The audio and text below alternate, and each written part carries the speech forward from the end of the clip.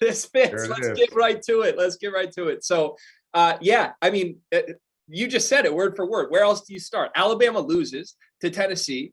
I do want to give credit to the people on our show on Thursday who came on, because as a group, 3 of the 4 of us, I believe, had Tennessee winning that game. I think even College Game Day, you watch this. This wasn't a loss that nobody saw coming, right? It wasn't this crazy upset. This was a top 10 team in Tennessee at home who has a lot of juice in the program right now. But there were definitely surprising elements of that game. For example, how many penalties Alabama racked up, how undisciplined that team looked at times. And the fact that even with Bryce Young looking very damn good for the entirety of that game, that still was not enough to overcome Tennessee. So, being that it is Overreaction Monday, I insisted we have this overreaction. I'm excited for this, Felder. The Nick Saban era as we know it is officially over. True or false, Michael Felder?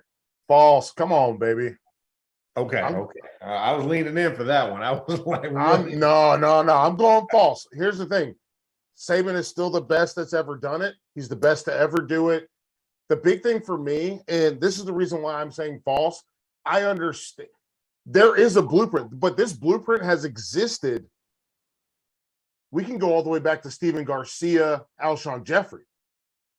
The blueprint has existed for how to beat him. We can go to Laquan Treadwell and Miss, yeah. What's his name? Clemson transfer, Shotgun Kelly, right? Oh yeah. We can go to them. Yeah. We can go to Johnny Manziel and Mike Evans. The blueprint exists. The problem is everybody don't have this blueprint. No, and not everybody can get the blueprint. I think that's the other thing, because it's the talent along with the system that is going to beat Alabama. And when you think about Josh Heupel, when you run them guys where they look like they're going to grab water during the game, like, oh no, he's lining up. No, he's standing exactly this far inside of the boundary line, and then he might motion in 5 feet. That makes it look like where it was supposed to be. And you have to declare and make those decisions. Yes, you have the athletes, but now you've taken that phone booth and said, you got to block the field. Here, go out in this cornfield. I need you to cut all the cornfield down. Well, here's the thing, and this is what I wanted to ask you, Max. I wrote this down because I wanted to ask you this. We got 11 defenders, right? Yep. They take 2 and 2, 2 by 2, but they put that 2 by 2 out by the numbers. Mm-hmm. So you have corner, safety, money, safety. 5 guys eliminated.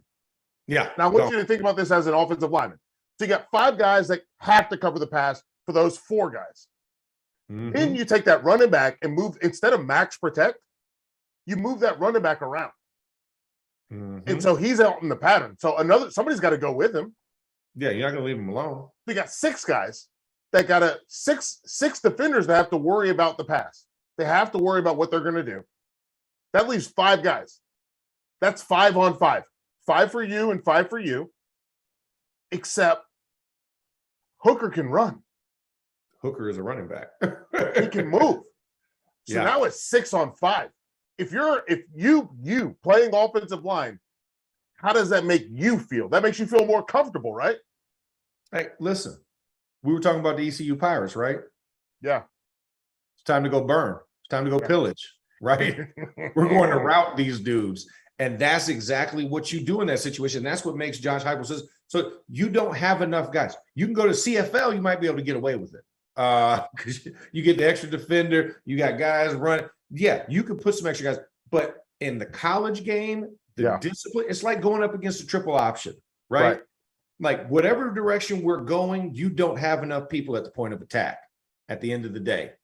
Right. The same thing here. Because I'm stretching you all the way out, how are you going to try and disguise dropping in the box when you got a dude that's about 25 feet out and he's running a streak route?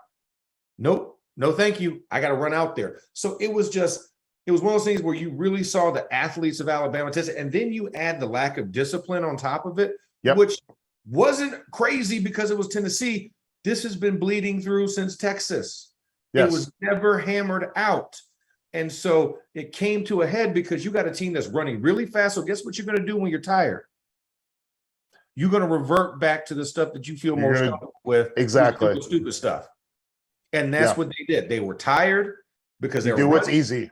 Yeah, you do what's easy. You do what's comfortable. You're going to get lazy. And that's exactly what they did. And I mean, it was crazy to watch, man. It was a crazy game. I'll never forget. I was sitting at Patron's up in Wexford and Wexford, PA.